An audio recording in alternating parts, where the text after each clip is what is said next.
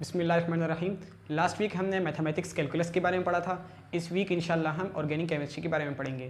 तो organic chemistry से मुताल्लिक जो हमने लास्ट टॉपिक पढ़ा था वुल्फ-क्रिस्टन रिडक्शन और क्लेबेंसन रिडक्शन और इन दोनों के दरमियान डिफरेंस, और ये होता क्या है, यानी रिडक्शन ऑफ कार्बोनिल कंपाउंड इनकी मदद से, यानी कार्बोनिल कंपाउंड की रिडक्शन करके हम अल्केन की प्रिपरेशन करते हैं। मकसद ये कि हमने लास्ट टॉपिक पढ़ा था अल्केन की प्रिपरेशन में से एक मेथड पढ़ा था। तो आज हम लास्ट मेथड पढ़ेंगे अल्केन की प्रिपरेशन का, वो है कोल्बे इलेक्ट्रोलिसिस।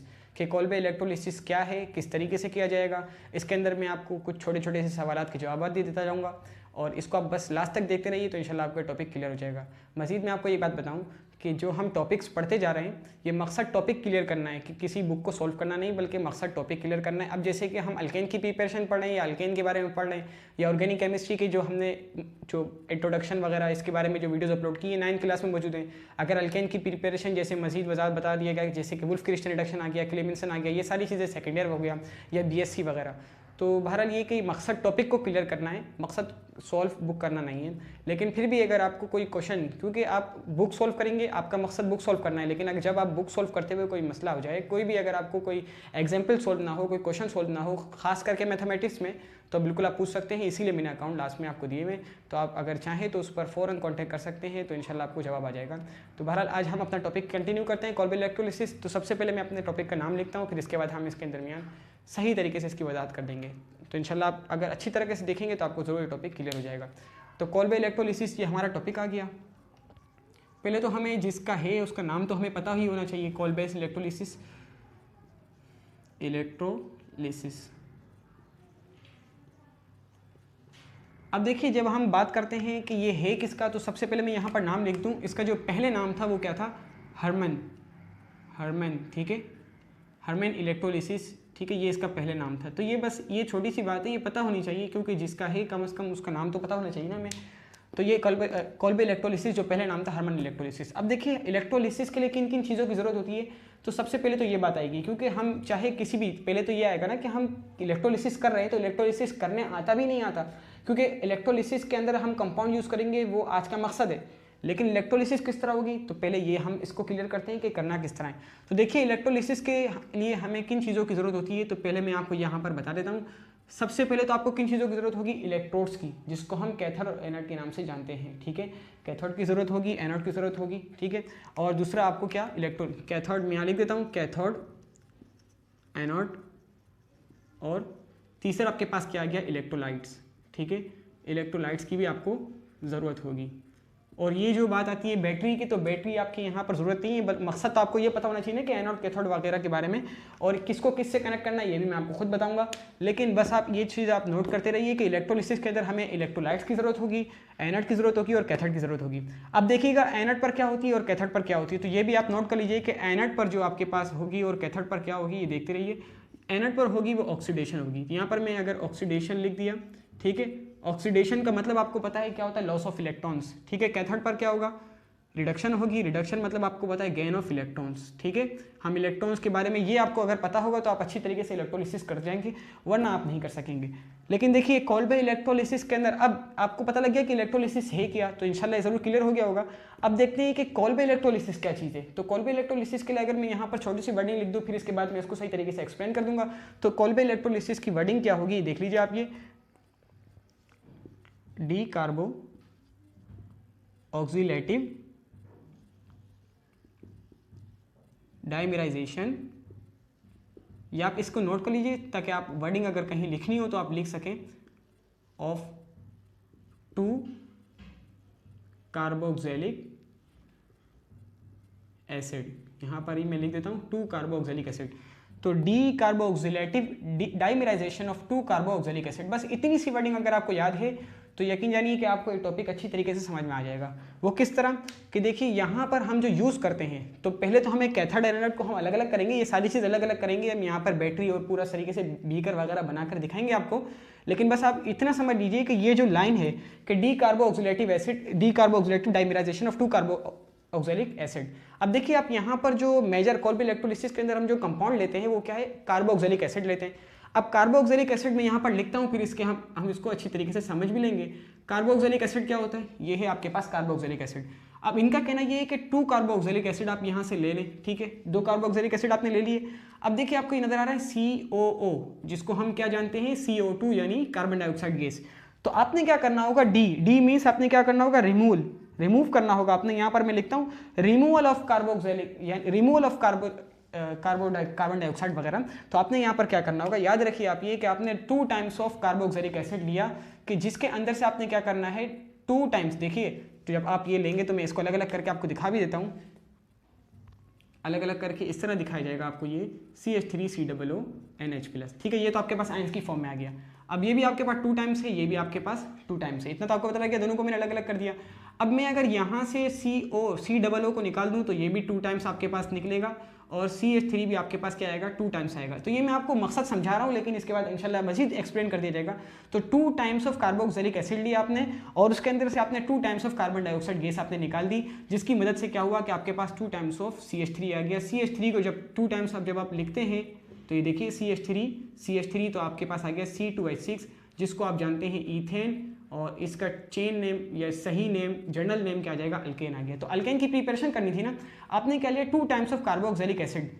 कोल्बे इलेक्ट्रोलिसिस का मतलब क्या है, 2 टाइम्स ऑफ कार्बोक्सिलिक एसिड लिया आपने, और उसके अंदर से आपने 2 times of carbon dioxide gas आपने निकाल दी, रिलीज कर दी, जिसकी मदद से आपके पास क्या हुआ, अल्केन की प्रिपरेशन हो गई। यही है, लेकिन इसके अंदर हम इसको मजीद डिटेल में पढ़ेंगे कि किस तरीके से हम कैथोड एनोड वगैरह का यूज़ करते हैं, इलेक्ट्रोड का यूज़ किस तरह करते हैं, इलेक्ट्रोलाइट को किस तरह बनाते हैं। इसके अंदर मैं आपको छोटी छोटी सी बातें बताता जाऊँगा, बस आप इसको नोट करते जाइए, तो इंशाल्लाह आपका टॉपिक क्लियर हो जाएगा। हम यहाँ पर बीकर बनाकर चेक करते हैं, बीकर के अंदर इलेक्ट्रोड वगैरह को भी शो करेंगे, तो इससे हमें ये टॉपिक अच्छी तरह समझ में आ जाएगा। तो ये आपके पास क्या गया, बीकर आ गया। अब देखिए बीकर के अंदर मैंने जैसे कहा कि आपको यहाँ पर इलेक्ट्रोड की ज़रूरत पड़ेगी, तो इलेक्ट्रोड आपने बना दिए। ये एक आपके पास क्या होगा, एक आपके पास कैथोड आ जाएगा। यहाँ अगर मैं इसको दिखा दूँ कैथोड, और आपको पता है कैथोड पर क्या होता है, अब ये भी आपको बता दिएगा, अगर आपने ना देखा हो तो जाकर पहले नोट कर ले उसे। कैथोड आ गया, और ये आपके पास क्या आ गया, एनोड आ गया, ठीक है। अब आपको पता है कि जो एनोड होगा वो बैटरी के पॉजिटिव साइड से अटैच हो जाएगा, ठीक है, और जो कैथोड होगा वो नेगेटिव साइड से अटैच हो जाएगा। तो अगर मैं इसको यहाँ इस तरीके से दिखा दूँ, नेगेटिव से अटैच हो गया और ये पॉजिटिव से अटैच हो गया। ये आपके पास बैटरी आ गई, बैटरी का नेगेटिव साइड, बैटरी का पॉजिटिव साइड आ गया आपके पास। अब देखिए मैंने कहा था आपके पास कि यहाँ पर क्या होना चाहिए, कोई ना कोई सॉल्यूशन तो होगा ही ना। तो सॉल्यूशन यहाँ पर आपके पास क्या है, ये मैं आपको पहले बता देता हूँ, फिर इसके बाद हम इसको अच्छी तरह समझ लेंगे। तो मैंने आपसे कहा था कि आपको इलेक्ट्रोलिसिस के लिए 3 चीज़ों की जरूरत है। एक तो इलेक्ट्रोड जिसको देखा जाए, वरना 2 चीज़ें, कैथोड एनोड, और इसके बाद आपके पास क्या है, इलेक्ट्रोलाइट्स। अब हमारे पास जो कंपाउंड है वो कौन सा है, आपको पता है CH3, यहाँ लिखता हूँ मैं, इसे नोट कीजिए। और यहाँ पर मैं आपको बहुत मेन बात बताने जा रहा हूँ, यहाँ पर आपके पास क्या CH3COOH। अब देखिए ये इलेक्ट्रोलाइट किस तरह बनेगा, इलेक्ट्रोलाइट कहते हैं किसे, जो ज़्यादा, देखिए ये एक वीक इलेक्ट्रोलाइट है, क्योंकि ये वीक एसिड है ना, जो जितना ज़्यादा वीक एसिड होगा, जो जितना ज़्यादा वीक बेस होगा, उसकी इलेक्ट्रोलाइट भी इतनी ज़्यादा कम होगी ना। क्योंकि देखिए अगर मैं इसे डिसोशिएट करता हूँ और ये डिसोशिएट टोटली नहीं होता, क्योंकि देखिए मैं आपको यहाँ पर एक बात बताऊँ, मैं इसे जब डिसोशिएट करूँगा तो ये 50% होगा। अगर आप समझ लीजिए कि ये 100% है, तो ये जब डिसोशिएट होगा तो 50% डिसोशिएट होगा। इसी वजह से हम क्या कहते हैं कि ये क्या है, वीक इलेक्ट्रोलाइट है, क्योंकि ये वीक एसिड है। वीक एसिड वीक इलेक्ट्रोलाइट होगा। स्ट्रॉन्ग एसिड कहते हैं इसीलिए कि वो स्ट्रॉन्ग इलेक्ट्रोलाइट होता है, ठीक है। तो बहरहाल यहाँ पर होगा क्या आपके पास, ये देखिए, ये तो आप ऐसे ही मैं आपको समझाने के लिए कह रहा था, लेकिन मकसद यहाँ पर देखिए ये वीक इलेक्ट्रोलाइट है। अब मुझे यहाँ पर इलेक्ट्रोलिसिस के लिए जो इलेक्ट्रोलाइट की जरूरत है वो चाहिए मुझे स्ट्रॉन्ग इलेक्ट्रोलाइट। अब ये वीक इलेक्ट्रोलाइट है, तो स्ट्रॉन्ग इलेक्ट्रोलाइट किस तरह बनेगा, तो इसके लिए जरूरी है ये एक एसिड है ना, क्योंकि आप इसको जानते हैं कार्बोक्सिलिक एसिड। तो अगर मैं यहाँ पर किसी बेस का यूज कर लूँ, पहले मैं इसे इरेज कर देता हूँ, अगर मैं यहाँ पर किसी बेस का यूज कर लूँ तो उसकी मदद से क्या होगा कि ये वीक जो है ये स्ट्रॉन्ग बन जाएगा। वो क्या है मेरे पास, NaOH, ठीक है, सोडियम हाइड्रोक्साइड। अब ये आपको पता है सोडियम हाइड्रोक्साइड ये क्या है, एक स्ट्रॉन्ग बेस है। अब ये स्ट्रॉन्ग बेस और वीक एसिड मिलकर क्या बना देंगे, एक स्ट्रॉन्ग इलेक्ट्रोलाइट बना देंगे। क्या बना देंगे, स्ट्रॉन्ग इलेक्ट्रोलाइट। अब स्ट्रॉन्ग इलेक्ट्रोलाइट की मदद से क्या होगा कि ये मेरे पास ये प्रोसेस कंप्लीट होगा। तो देखिए मैं यहाँ पर वीक एसिड और स्ट्रॉन्ग बेस को मिलाऊंगा तो मेरे पास बनेगा क्या, CH3COO, ठीक है। फिर इसके बाद आपके पास क्या आ गया, Na- प्लस आपके पास क्या आ गया, H2O। तो ये मेरे पास आ जाएगा, आपको मालूम है। अब देखिए यहाँ पर हुआ क्या कि एक ये क्या बन गया, ये एक जो आपके पास आ गया ना CH3COO -Na और H2O, ये आपके पास आ गया ना। अब मैं यहाँ पर आपको एक बात बहुत अहम बताने जा रहा हूँ, वो ये कि यहाँ पर जो आपने सॉल्यूशन यूज़ किया था, एक तो उसके अंदर आपने क्या लिया था, कार्बोक्सिलिक एसिड था। मैं यहाँ पर लिखता भी हूँ यहाँ पर आपके पास, एक तो उसके अंदर आपने क्या लिया था, कार्बोक्सिलिक एसिड। यहाँ पर अलग से लिख देते हैं COOH कार्बोक्सिलिक एसिड था इसके अंदर, आपको ये बात मालूम है। लेकिन ये आपका टोटल काम नहीं कर सक रहा था क्योंकि ये क्या था, एक वीक इलेक्ट्रोलाइट था। तो इसको हमने स्ट्रॉन्ग करने के लिए हमने क्या यहाँ पर ले लिया, NaOH ले लिया, ठीक है, NaOH हमने यहाँ पर ले लिया। अब जब हमने NaOH ले लिया तो अब ये क्या बन गया, एक स्ट्रॉन्ग इलेक्ट्रोलाइट बन गया, जिसकी मदद से अब ये पूरा प्रोसेस कंप्लीट होगा। तो अब ये क्या मतलब, ये इसी तरह रहता है, ये कंपाउंड की फॉर्म में रहता है ऐसा नहीं है, बल्कि क्या रहते हैं, जैसे मैंने यहाँ पर दिखा दिया, आयंस की फॉर्म में आएंगे, क्योंकि इलेक्ट्रोलाइट हमेशा आयंस की फॉर्म में होते हैं। तो मतलब ये कि मुझे इस तरह लिखना पड़ेगा CH3COO माइनस Na+ H2O के अंदर भी किस तरह, यहाँ पर भी मैं लिख के बताता हूँ ताकि आपको ये अगर अंदर नजर ना रहा हो तो यहाँ पर आप देख लें। Na+ H2O के अंदर भी क्या होगा, H और OH, OH पर आपको पता है माइनस और H पर पॉजिटिव आ जाएगा यानी प्लस चार्ज। तो Na+ Hb+ और OH आपके पास आ गया माइनस। अब देखिए यहाँ पर जो माइनस चार्ज शो कर रहा है उसके पास आपको पता है कि इलेक्ट्रॉन ज़्यादा है, मतलब ये कि वो इलेक्ट्रॉन को लॉस कर सकता है, लूज कर सकता है। और जिस पर पॉजिटिव चार्ज है उस पर प्रोटॉन ज़्यादा है, मतलब ये कि वो प्रोटॉन को लूज कर सकता है और इलेक्ट्रॉन को अपने पास ले सकता है, ठीक है। तो इतनी बात तो आपको क्लियर हो गई होगी। अब देखिए कैथोड क्या होता है, जो इलेक्ट्रॉन को क्या कर सके, गेन कर सके, और एनोड क्या होता है, जो इलेक्ट्रॉन को क्या कर सके, लूज कर सके। तो इससे हमें ये बात समझ में आ रही है कि अगर मुझे CH3COOH यानी CH3COO अभी फिलहाल है, यानी कि आपके पास क्या है, इसके पास नेगेटिव चार्ज ज़्यादा है। तो अब अगर इसको एनोड के पास जाना है तो वो क्या करेगा, 2 इलेक्ट्रॉन को लूज कर देगा, ठीक है ना। एनोड के पास वही जा सकता है जो इलेक्ट्रॉन को लूज कर दे। इस तरीके से यहाँ पर आपके यानी ऑक्सीडेशन होगी ना, यहाँ पर दोबारा लिख दें ऑक्सीडेशन, यहाँ होगी आपके पास रिडक्शन। और इस तरीके से जो भी कंपाउंड इस यानी जो भी आयंस की फॉर्म में जो यहाँ पर आपके पास मौजूद है, अगर वो कैथोड के पास जाना है तो वो क्या करेगा, इलेक्ट्रॉन को गेन करेगा। तो इलेक्ट्रॉन को गेन कौन करेगा, यहाँ पर हाइड्रोजन करेगा। अब यहाँ पर मैं आपको छोटे छोटे सवाल के जवाब दूंगा। हाइड्रोजन क्या करेगा, कैथोड के पास जाएगा, यहाँ पर CH3COO क्या जाएगा, एनोड के पास जाएगा। तो ये आप याद रख लीजिए, कैथोड के पास कौन आया, हाइड्रोजन आया, और एनोड के पास कौन आया, CH3COO आया, ठीक है। इसने ये क्या किया, इसने इलेक्ट्रॉन गेन किए, और इसने इलेक्ट्रॉन लॉस किए, ठीक है। ये तो आपको बात समझ में आ गई होगी। अब देखिए यहाँ पर मैं आपको सवाल का जवाब ये देना चाहूँगा कि देखिए नेगेटिव चार्ज इस पर भी है, नेगेटिव चार्ज OH पर भी है, तो क्यों OH नहीं गया। तो इसका जवाब ये है कि रिडक्शन पोटेंशियल OH की ज़्यादा होती है। OH की जो रिडक्शन पोटेंशियल है, OH की रिडक्शन पोटेंशियल, ये रिडक्शन पोटेंशियल आपको मालूम होगा क्या है। तो ये रिडक्शन पोटेंशियल क्या होती है, ये OH की काफ़ी ज़्यादा हाई होती है एज कंपेयर टू OH की, यहाँ पर मैं लिखता हूँ CH3COO, ठीक है। OH की रिडक्शन पोटेंशियल काफ़ी ज़्यादा हाई होती है, इसलिए मैंने इसकी तरफ एरो शो किया हुआ है, और CH3COO की कम होती है। और जिसकी रिडक्शन पोटेंशियल ज़्यादा हाई हो उसको हम इलेक्ट्रोलिसिस के लिए यूज़ नहीं करते, बल्कि जिसकी कम हो यानी वो ऑक्सीडाइज आसानी से नहीं होता, बल्कि जिसकी कम होगी जो कि CH3COO, इसलिए हमने उसको यूज़ किया ताकि क्योंकि इसकी क्या है, रिडक्शन पोटेंशियल कम है और वो ऑक्सीडेशन के लिए यूज़ हो जाएगा, इस वजह से हमने यूज़ किया। इस तरीके से H और Na के अंदर भी यही मसला है, ठीक है। तो मैंने वहाँ पर H को इसीलिए यूज़ किया था। अब देखिए यहाँ पर हुआ कि आपके पास क्या, आपने CH3COOH लिया, NaOH लिया, ये क्या था, आपके पास वीक इलेक्ट्रोलाइट था। इसको स्ट्रॉन्ग करने के लिए आपने कोई बेस ले ली, क्योंकि ये एसिड था, एसिड और बेस मिलकर ही आपस में रिएक्ट करेंगे ना। तो इन दोनों ने मिलकर आपस में क्या बना दिया, एक स्ट्रॉन्ग इलेक्ट्रोलाइट आपने यहाँ पर बना दिया, स्ट्रॉन्ग इलेक्ट्रोलाइट आपने बना दिया, और फिर इसके बाद ये आ गया। लेकिन ये क्या कंपाउंड की फॉर्म में होते हैं, नहीं ऐसा नहीं है, बल्कि क्या होते हैं, इलेक्ट्रोलाइट क्या होते हैं, आयंस की फॉर्म में होते हैं। मैंने आयंस की फॉर्म में भी आपको शो करके दिखा दिया यहाँ पर आपको मैंने, या इस तरह कर दें आप तो कोई मसला नहीं। तो आयंस की फॉर्म में मैंने आपको दिखा दिया, और फिर इसके बाद मैंने यहाँ पर आपको बता दिया कि इस बीकर के अंदर आपके पास 4 इलेक्ट्रोलाइट्स हैं। कितने इलेक्ट्रोलाइट्स हैं, 4 इलेक्ट्रोलाइट्स हैं। एक आपके पास है CH3COO, दूसरा आपके पास है सोडियम, तीसरा आपके पास है हाइड्रोजन, चौथा आपके पास है OH। अब किसने कौन ऑक्सीडेशन के लिए गया, किसने कौन ऑक्सीडाइज हुआ, कौन रिड्यूस हुआ, ये भी मैंने आपको बता दिया, और क्यों नहीं हुआ दूसरा कंपाउंड वो भी मैंने आपको भी यहाँ पर बता दिया। उसका मकसद क्या था, रिडक्शन पोटेंशियल हाई थी, और रिडक्शन पोटेंशियल की वजह से वो ऑक्सीडाइज या रिड्यूस नहीं हो सका। तो ये आपको बात क्लियर हो गई होगी। अब हम देखिए यहाँ पर मैंने क्या किया कि कैथोड के लिए मैंने यूज़ किया हाइड्रोजन को, क्योंकि हाइड्रोजन क्या करता है, इलेक्ट्रॉन को। अब ये जो बातें मैंने की हैं उसको अगर मैं यहाँ पर लिखूँ रिएक्शन की फॉर्म में तो आपको मजीद क्लियर हो जाएगा। तो देखिए मैंने यहाँ पर बताया आपको कि CH3COOH जो है आपके पास CH3COO, ठीक है ना, जो जिस पर क्या थे, मैंने कहा माइनस चार्ज है, क्योंकि इसके पास इलेक्ट्रॉन ज्यादा हैं। अब ये इलेक्ट्रॉन को मैंने अभी आपको बताया कि इलेक्ट्रॉन क्या करेगा, ये लूज करेगा। तो इलेक्ट्रॉन लॉस करेगा तो इसके नतीजे में आपके पास आएगा क्या, देख लीजिए आप यहाँ पर CH3COO और प्लस 2 इलेक्ट्रॉन यहाँ से निकाल दिए इसने।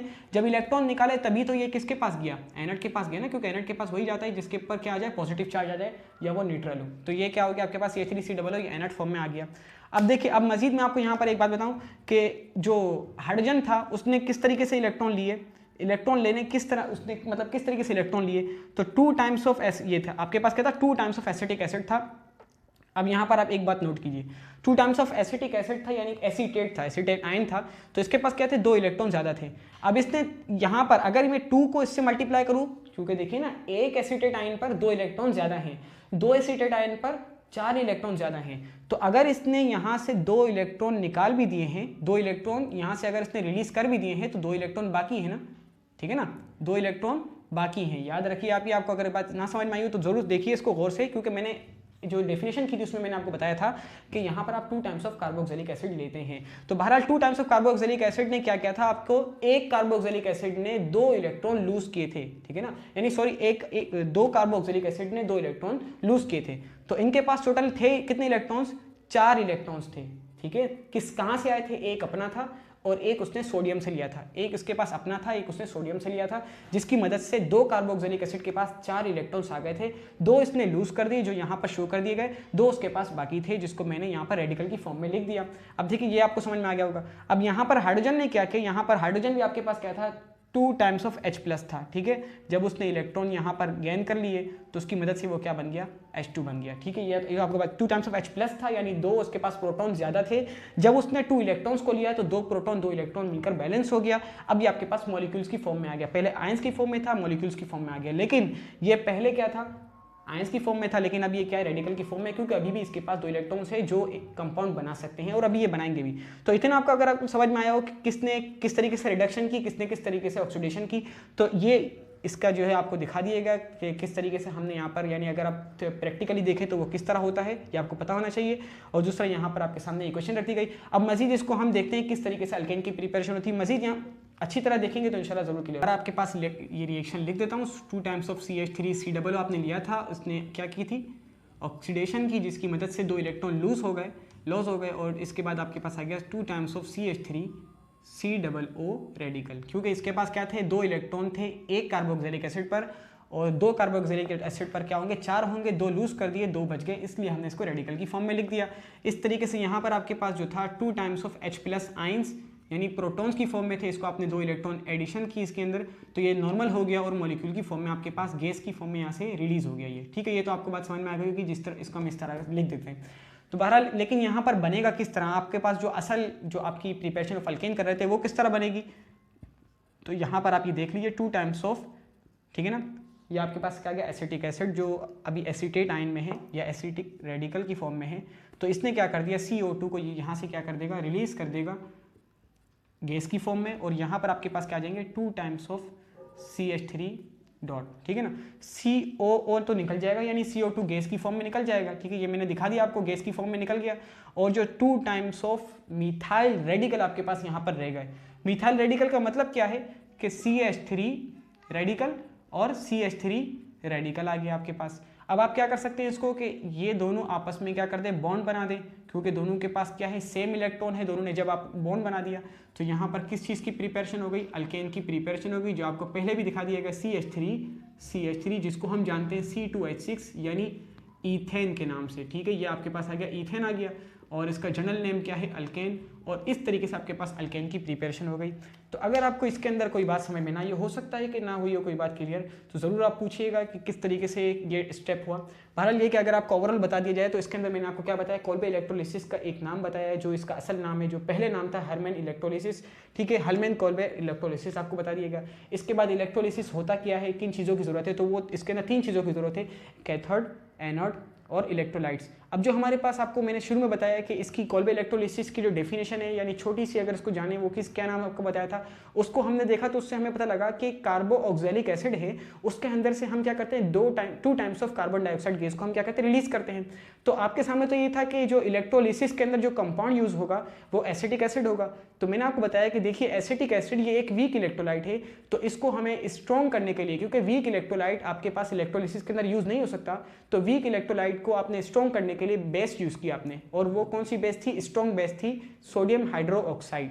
सोडियम हाइड्रोक्साइड और एसिटिक एसिड का आपने रिएक्शन करवाया, जिसकी प्रेजेंस में आपके पास क्या हो गया, 4 आपके पास इलेक्ट्रोलाइट्स आ गए। एक था एसीटेट आयन था, दूसरा आपके पास सोडियम आयन आ गए, तीसरा आपके पास हाइड्रोजन आयंस आ गए और चौथे आपके पास हाइड्रोक्साइड आयंस आ गए। तो लेकिन आपको जो कैथोड और एनोड के पास जो गए, यानी इलेक्ट्रोलिसिस के अंदर जो यूज हुए वो था एक एसिटिक एसिड था यानी एसीटेट आयन और दूसरा हाइड्रोजन आयंस। ये क्यों यूज हुए, क्योंकि इनकी electrode potential as compare to hydroxide ion as compare to sodium ion क्या थी, कम थी, और जिसकी कम हो वही रिड्यूस और ऑक्सीडाइज हो सकता है। तो ये मैंने आपको बताया था। फिर इसके बाद हमने इसके सारे रिएक्शन रखे। पहला रिएक्शन क्या था, ये ऑक्सीडाइज हुआ। ऑक्सीडाइज किस तरह हुआ कि इसके पास क्या थे, एक एसिटिक एसिड के पास 2 इलेक्ट्रॉन्स थे, एक सोडियम का लिया हुआ था, एक उसका अपना था, तो 2 थे एक के पास, तो 2 के पास कितने होगा, 4 इलेक्ट्रॉन्स थे, 2 इलेक्ट्रॉन इससे लूज किए, इसकी मदद से वो क्या बन गया, 2 इलेक्ट्रॉन लूज करने के बाद वो रेडिकल की फॉर्म में आ गया। ठीक है, पहले 4 इलेक्ट्रॉन्स थे, अब क्या हो गया, 2 बच गए, तो 2 टाइम मल्टीप्लाई बाय 1 इलेक्ट्रॉन, तो 2 इलेक्ट्रॉन्स आ गए, रेडिकल की फॉर्म में आ गए बहरहाल। और दूसरा आपके पास क्या था, यहाँ पर ये हाइड्रोजन था जो कि प्रोटॉन की फॉर्म में था, इसको हमने इलेक्ट्रॉन दिए क्योंकि ये किसके पास गया था, कैथोड के पास, जो कि इलेक्ट्रॉन को गेन करते हैं। इलेक्ट्रॉन को इसने गेन किया तो ये मॉलिक्यूल की फॉर्म में आ गया और गैस की फॉर्म में ये उड़ गया, खत्म हो गई कहानी इसकी। फिर एसिटिक एसिड जो रेडिकल की फॉर्म में था, इसकी मदद से हमने क्या बनाया, यहाँ पर अल्केन बनाया, यही हमारा मकसद था। अगर आपको कोई क्वेश्चन हो तो आप ज़रूर पूछ सकते हैं। इसको अगर आपने लास्ट तक देखें, इसको अच्छी तरह से समझें, और जो चीज़ ना समझ में आई हो तो ज़रूर पूछें। लास्ट में आपको जो अकाउंट दिए गए वो इसीलिए दिए गए। बहरहाल अब इंशाल्लाह नेक्स्ट टॉपिक हम पढ़ेंगे साइक्लो अल्केन्स के बारे में, तो ज़रूर आप जो है देखिएगा। बहुत बहुत शुक्रिया, जज़ाकुमुल्लाह खैरा।